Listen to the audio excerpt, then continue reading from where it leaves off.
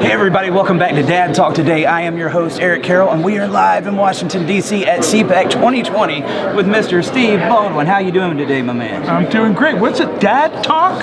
Dad Talk. I like it. Yes, sir. So we're talking about the effects of divorce. Marriages are ending up, 50% of marriages end up in divorce. And now parental alienation has become such a big topic where one parent brainwashes another child to not want that relationship with the other parent.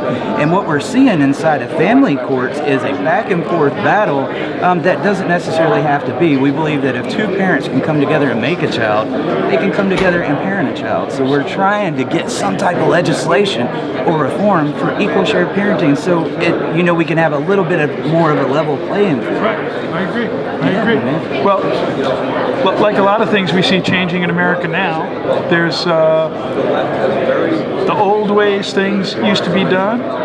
Some of it was correct. A whole bunch of it wasn't correct. But relevant to this topic, obviously there's laws in place, and I have family members that are going through this right now, that have gone through it in the past, and they're going through it right now again. So it's very intense. It is not balanced. You can debate fairness and all that. Fairness doesn't even come into mind when it just doesn't make sense. Right. When it's just not healthy.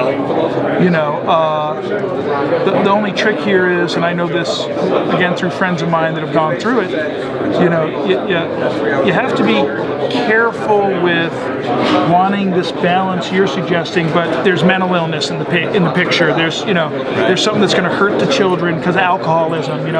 These different behaviors. But it doesn't change the fact that in a common sense way, the balance of what's best for the children is not in mind.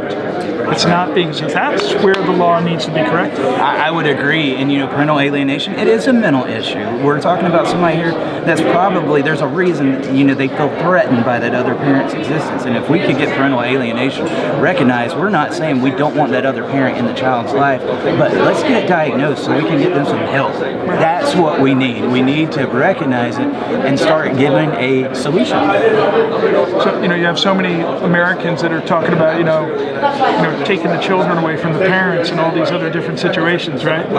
What about this situation? What about taking the children away from the parent when it's just not logical or justified? Steve, with these problems that are going on right now, what is the importance about talking out about these issues, no matter what it is, whether it's parental alienation or what we're seeing here today? What is the importance about speaking up and making sure your voice is heard? Well, the only way we're going to see a brighter future is if we're all individually willing to invest in that and take that personal responsibility as best we can, like you're doing with this initiative. Fatherlessness in America is an epidemic. A great friend of mine named Brad McCoy, if I may, wrote a great book.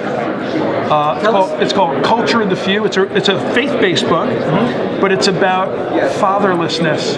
But it's more about your father in heaven. But principally it's very similar. Right. It's about if you don't understand the importance in your connection to fatherhood, and being fathered and being a father, or having that dimension in your heart of family.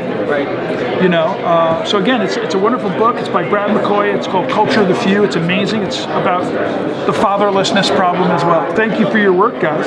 Yes, sir. Appreciate it. Everybody stick around, and Steve, thank you so much, my man. I hope you have a wonderful day at CPAC.